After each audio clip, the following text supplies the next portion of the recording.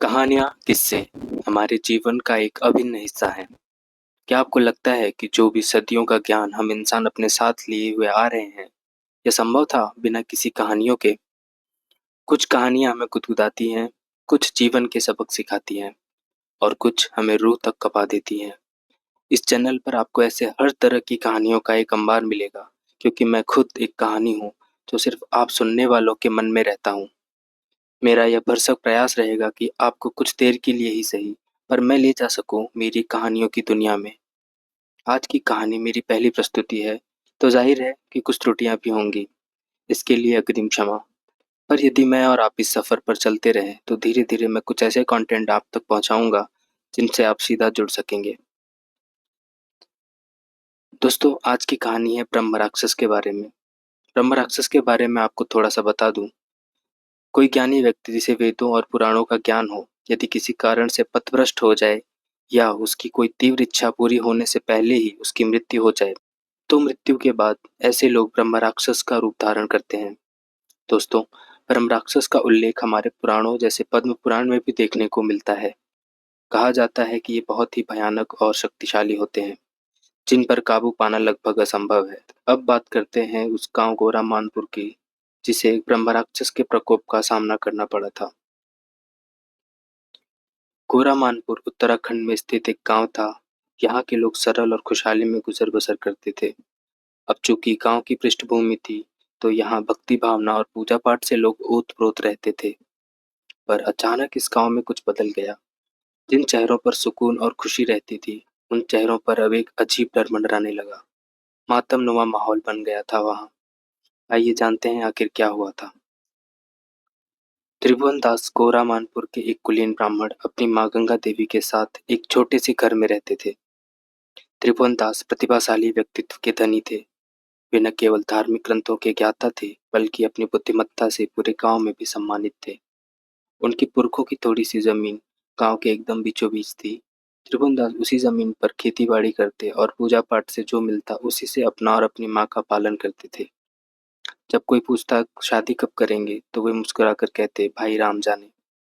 त्रिभुवन दास के पिता उनके बचपन में ही गुजर गए थे, लेकिन पंडित जी ने विद्याध्ययन में रुचि से जो ज्ञान पाया, शायद बड़े बड़े सिद्ध पुरुष भी ना जानते होंगे। वे अपना जीवन ईश्वर और अपनी माँ को समर्पित करके खुश थे। बस एक अभिमान कभी कभी उन्हें आता, वो अपने खेत को देखकर था। पर कहते हैं ना, यदि आप हद से ज्यादा सरल हैं, तो लोगों को लगता है कि आपको झुकाना भी आसान होगा। कुछ ऐसी ही विकृत मानसिकता लिए गांव के चार बाहुबली रघु, मोहन, मोती और रमेश इस जमीन को हथियाने की फिराक में थे। चारों ने कई बार त्रिभुवनदास को मनाया, धमकाया और हर प्रकार से प्रयास किया, लेकिन वह अपनी जमीन छोड़ने को तैयार नहीं थे। पंडित जी का कहना था, भाई प्राण चाहिए तो ले लो, पर जीवन रहते मैं अपने पुरखों की जमीन तो तुम्हें नहीं दे सकता। फिर त्रिभुवनदास को अपने रौब का भी पता था। गांव में उनकी एक आवाज पर पूरा गांव उनके समर्थन में आ जाएगा। पर काश यह सब इतना आसान होता। समय के साथ उन चारों का लालच अब घिनौनी साजिशें करने लगा। उन्हें किसी भी हाल में एक पित्ती से पंडित से हार मंजूर नहीं थी। उन्होंने योजना बनाई कि अगर वे त्रिभुवन की माँ गंगा देवी को रास्ते से हटा दें, तो त्रिभुवन दास आसानी से टूट जाएगा।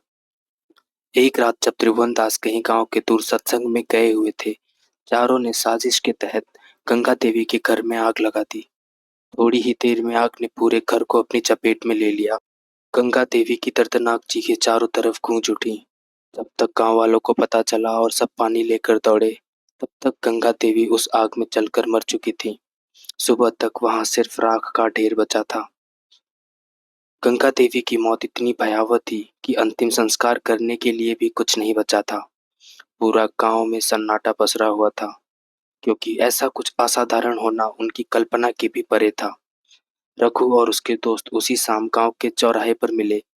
रघु ने पूछा, और बताओ भाई, क्या चर्चाएं हैं गांव में बेचारी गंगा देवी की मौत पर?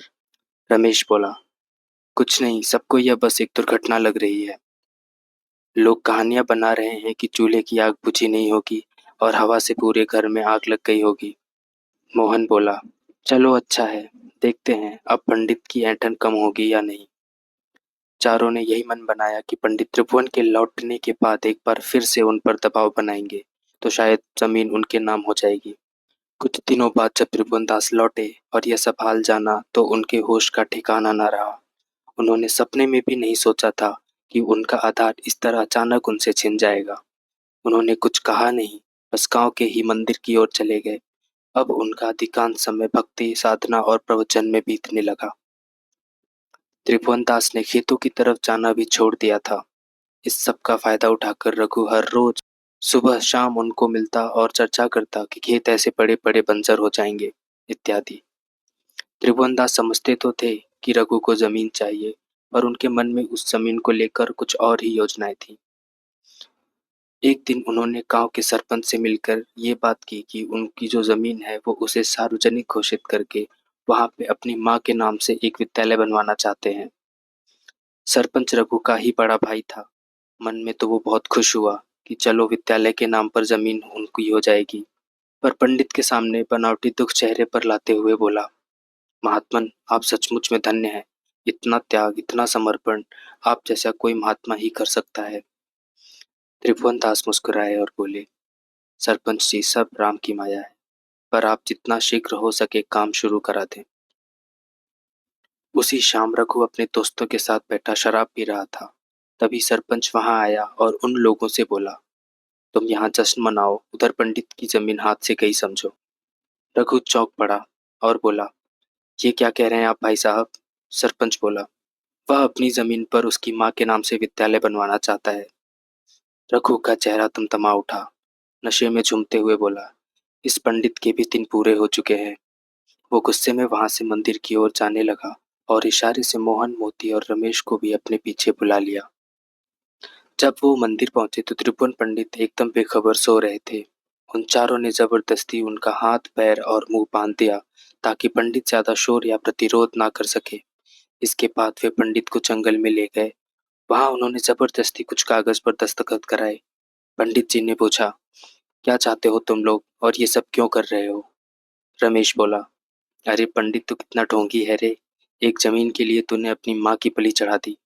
त्रिभुवन दास चौंक पड़े। रघु बोला, अरे रमेश, साफ साफ बता, कैसे मैंने उस बूढ़ी पंडिताइन को उसी की खाट से बांध दिया था और बड़ी चालाकी से तूने उसके झोपड़े में आग लगा दी थी। मोहन और मोती, जो पंडित को हाथ और पांव से पकड़े हुए थे, जोर जोर से हंसने लगे। त्रिभुवन दास ने कहा, मूर्खों, थोड़ी सी जमीन के लिए इस कदर गिर गए तुम। मेरी माँ को जिंदा ही जला दिया। मैं तुम लोगों को छोड़ूंगा नहीं। रमेश बोला, पंडित बस चुप हो जा, अब जाके ऊपर भगवान को यह तेवर दिखाना। फिर रघु ने उसी वक्त त्रिभुवन दास का गला घोंट डाला और उनकी लाश वहीं जंगल में छोड़कर वे सब वहां से चले गए। अगले ही दिन सरपंच ने पंचायत बुलाई और मगरमच्छ के आंसू लाता हुआ बोला, हमारे आदरणीय पंडित त्रिभुवन दास जी सदा सदा के लिए तीर्थ पे चले गए हैं और उन्होंने अपने पीछे छूटी हुई जमीन रघु के नाम कर दी है।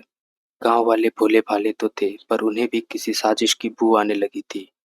लेकिन सरपंच और बाहुबली रघु के आगे कौन बोलता। समय यूं ही बीतता रहा। त्रिभुवन दास, जो सदैव सत्कर्मों में लगे रहे, यूं ही मृत्यु मिलने पर एक भयानक ब्रह्म राक्षस की योनि में चले गए। अब यह ब्रह्म राक्षस गोरामानपुर में घूमता और अपने हत्यारों की तलाश करता। इधर चारों हत्यारे एकदम बेफिक्र हो चुके थे, जैसे कुछ हुआ ही ना हो। पर एक कर्मकांडी ब्राह्मण की बात खाली कैसे जाती। शिकार का सिलसिला शुरू हो चुका था और शुरुआत हुई सरपंच के भाई रघु से। एक दिन जब रघु अपने खेतों से लौट रहा था, उसे किसी के पीछा करने का एहसास हुआ। जब उसने मुड़कर देखा तो सामने खड़ा था ब्रह्म राक्षस। त्रिभुवन दास का विकराल रूप, उसकी लाल दहकती आंखें और विशालकाय शरीर देखकर रघु की रूह कांप गई। ब्रह्म राक्षस की गरजती हुई हंसी पूरे गांव में गूंज उठी और पूरा गांव थर्रा उठा। उसने रघु की गर्दन पकड़कर किसी पतली लकड़ी की तरह मरोड़कर तोड़ दी और उसकी लाश वहीं जंगल में फेंक कर गायब हो गया। रघु की चीख सुनकर आसपास के खेतों में काम कर रहे कुछ किसान वहां भाग कर आए। उन्होंने जब ये भयावह दृश्य देखा तो उन्हें अपनी आंखों पर विश्वास नहीं हुआ। उन्हें समझ में ही नहीं आ रहा था कि ये सब कैसे हुआ और क्यों हुआ। लेकिन ये तो बस शुरुआत थी। उस दिन के बाद से पूरे गांव में खौफ इस तरह फैल गया कि रात तो छोड़ो, दिन में भी कोई अकेला खेत या जंगल की तरफ नहीं जाता था। शाम होते होते पूरे गांव में सन्नाटा पसर जाता था। किसी उल्लू की खू खू करती आवाज भी लोगों के दिलों में दहशत पैदा कर देती थी। तीनों बचे हुए अपराधी मोती, मोहन और रमेश, इनको अच्छी तरह से मालूम था कि ये वही त्रिभुवन दास है जो ब्रह्म राक्षस का रूप धारण कर चुके हैं। मोती ने इस कहर से बचने के लिए तंत्र मंत्र का सहारा लिया। उसने गांव के बाहर एक तांत्रिक से मिलकर अपनी रक्षा के लिए एक सुरक्षा तावीज बनवाई। वह हमेशा उस तावीज को अपने गले में लटका कर रखता, लेकिन ब्रह्म राक्षस के क्रोध के आगे कोई तावीज काम नहीं आई। एक रात जब मोती अकेला अपने घर में सो रहा था, अचानक दरवाजे पर तेज दस्तक हुई। पहले उसने नजरअंदाज किया, पर थोड़ी ही देर में उसका पूरा घर हिलने लगा, जैसे भारी भूकंप आ गया हो। पूरे घर का सामान एक एक करके जैसे कोई मोती के ही ऊपर फेंक रहा हो। दीवारें कांपने लगी, पर थोड़ी देर में सब कुछ एकदम शांत हो गया, जैसे कुछ हुआ ही ना हो। तभी मोती को कमरे के बाहर से एक भयानक हंसी सुनाई दी। मोती समझ गया यह ब्रह्म राक्षस ही है।